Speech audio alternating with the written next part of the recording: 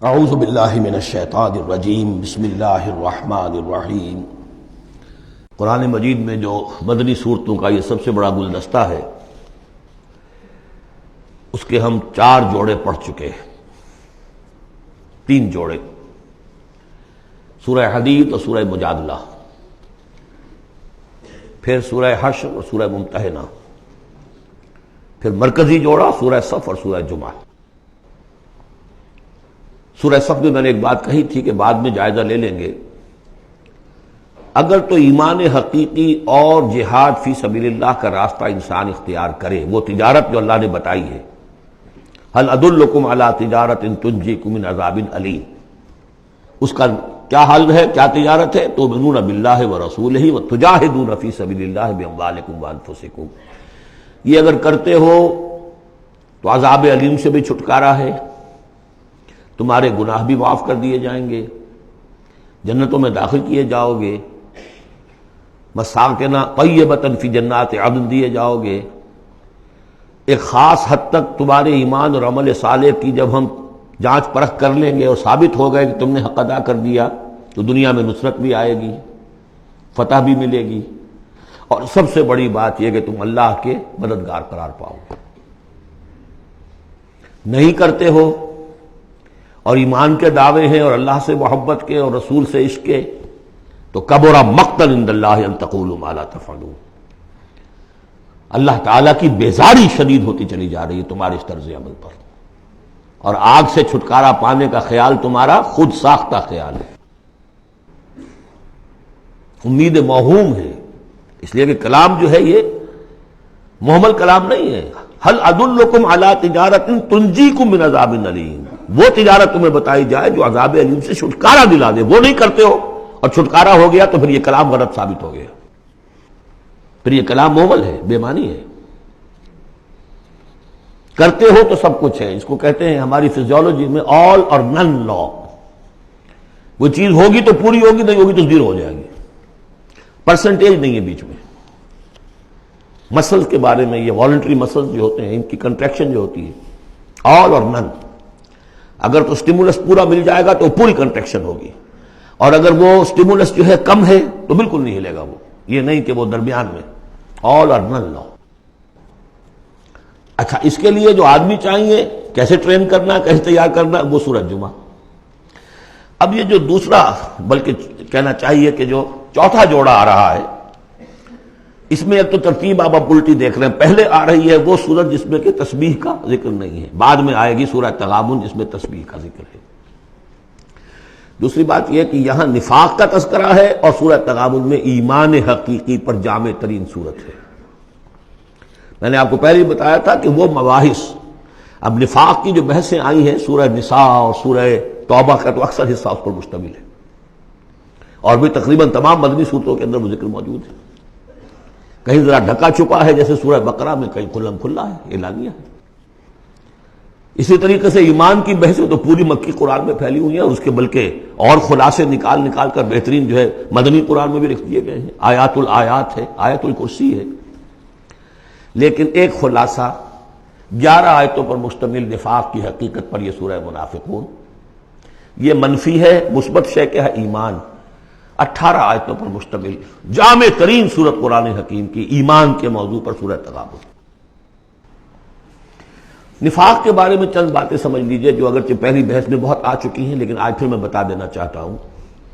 نفاق کی 2 قسمیں، ایک وہ شخص جو شعوری طور پر دھوکہ دینے کے لیے ایمان لایا، وہ شروع ہی سے منافق ہے، ایک دن بھی اسے ایمان کی لذت نصیب ہوئی نہیں۔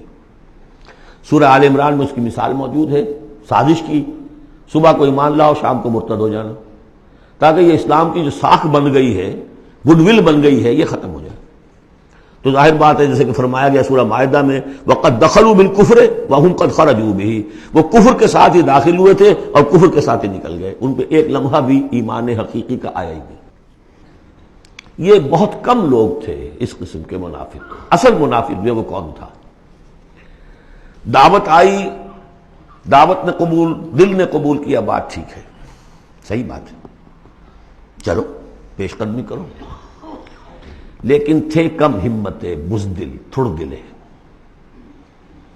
اب ظاہر بات ہے یہ دعوت تھی انقلابی دعوت، انقلابی دعوت میں تصادم کے مراحل آتے ہیں، اور وہاں جو ہے تکلیفیں، آزمائشیں، مصیبتیں، ایثار مال، بذل نفس، یہاں تک کہ وہ مرحلہ بھی آ سکتا ہے کہ نقد جان ہتھیلی پر رکھو اور میدان میں آ جاؤ۔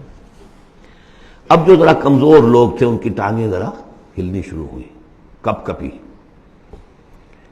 پہلا مرحلہ یہ ہوا ان میں کہ انہوں نے اپنی قصور کو ماننا، ہم سے خطا ہو گئی، غلطی ہوئی۔ یہ سورہ توبہ میں پڑھ چکے ہیں، خلطوا عملا صالحا وآخر سیئا۔ اب یہ ہے کہ کسی اچھے کام بھی کر رہے ہیں، کسی کوئی برا کام بھی کر دیا، کبھی کوئی لبیک بھی کہہ دیا، کبھی کہیں کھسک گئے، لیکن اپنی غلطی مان لی کہ حضور ہم سے غلطی ہوئی، ہم کوئی جھوٹا بہانہ نہیں بناتے، آپ جو سزا چاہیں دے لیں، ہم حاضر ہیں۔ اس درجے کو کہیں گے ضعف ایمان، یہ نفاق نہیں ہے، ضعف ایمان۔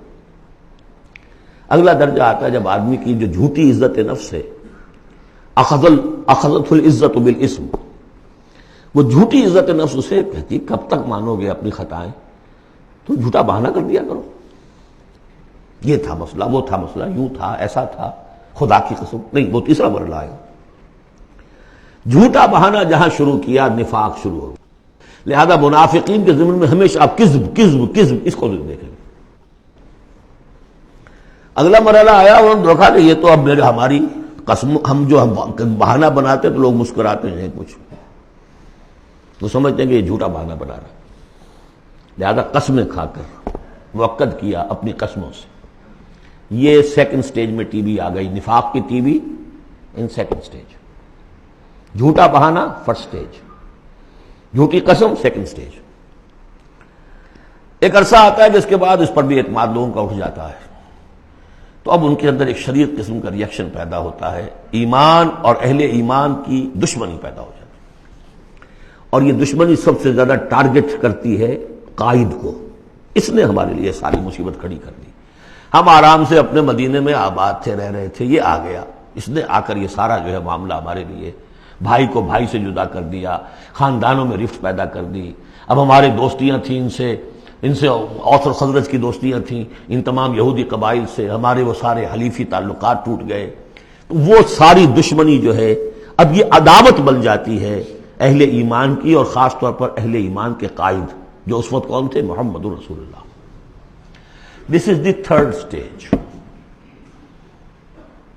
یہ ٹی وی کی وہ تھرڈ سٹیج ہے جو پہلے کبھی ہو جاتی تھی تو ہم سمجھتے تھے کہ اب یہ لا علاج ہے۔ یہ ہے نفاق کی اصل حقیقت۔ اسی لیے اس وقت جو لوگ کسی تحریکی تصور سے آشنا ہی نہیں، انقلابی تصور دین ان کے سامنے آیا ہی نہیں، وہ منافق نہیں ہو سکتا، وہ ضعیف الایمان آدمی ہے۔ لیکن جو شخص ایک مرتبہ کسی تحریک کو، انقلابی تحریک کو قبول کر کے آگے آ جائے، اب وہ منافق ہو جائے گا اگر وہ ٹھیک نہیں چلتا ہے تو۔ یہ بات میری جو ہے آج پلے باندھ لیجئے۔ عام اس وقت مسلمان منافق نہیں، انہیں پتہ ہی نہیں کہ دین کا تصور یہ ہے، دین کا یہ مطلب ہے، مولویوں نے سمجھایا ہی نہیں۔ دین کا نام ہے نماز، روزہ، اور لیلۃ القدر مل گئی تو بیڑا پار، ساری زندگی کے سارے گناہ معاف۔ انہیں تو یہ تصور دیے گئے، حج کرائے تو پاک ہو کے آ گئے، عمرہ کیا تو پاک ہو کے آ گئے، باقی یہ کہ تم جس طرح چاہو کماؤ۔ لہذا وہ بھی چاہ رہے، وہ منافق نہیں ہے، وہ ضعیف الایمان ہے، جو بھی ہے وہ اللہ تعالیٰ جو معاملہ ان سے کرے۔ جو شخص کسی حقیقی انقلابی اسلامی تحریک سے متعلق ہو جائے، اس کو حق سمجھ کر، پھر اگر وہ پیچھے ہٹ رہا ہے اس لیے کہ قائد میں اسے کوئی چیز ایسی نظر آئی کہ یہ تو غلط کار انسان ہے، دھوکے باز انسان ہے، ٹھیک ہے، پیچھے ہٹ جانا چاہیے۔ اگر یہ طریقہ کار جو اس نے بتایا تھا یہ سے منحرف ہو گیا ہے، پیچھے ہٹ جانا چاہیے۔ جو اس نے طریقہ کار بتایا تھا اس وقت ہمیں معلوم ہوا تھا ٹھیک ہے، لیکن اب ہم سمجھتے ہیں کہ ٹھیک نہیں ہے، پیچھے ہٹ جانا چاہیے۔ یہ سب ٹھیک، اس میں نفاق نہیں ہوگا، لیکن محض اس لیے کہ اب مشقت کرنی پڑ رہی ہے، محنت کرنی پڑ رہی ہے، اپنے کیریئر پر آنچ آ رہی ہے، اپنے لیے جو ہیں اور زندگی کی لذتیں جو ہیں ان میں ہمارا گھاٹا پڑ رہا ہے، جائیے کہ کبھی امیر نے ڈانٹ دیا ہے، یہ تو ہوتا ہے جماعتوں کے اندر، ہوتا ہے، زجر بھی ہوتی ہے، توبیخ بھی ہوتی ہے۔ حضور نے یہاں تک بھی کہا کہ میرا جی چاہتا ہے کہ جو لوگ نہیں آتے فجر کی نماز میں کسی اور کو یہاں پر امام بنا کر کھڑا کر دوں اور جا کر ان کے گھروں کو آگ لگا دوں، یہ بھی تو کہا ہے محمد رسول اللہ صلی اللہ علیہ وسلم۔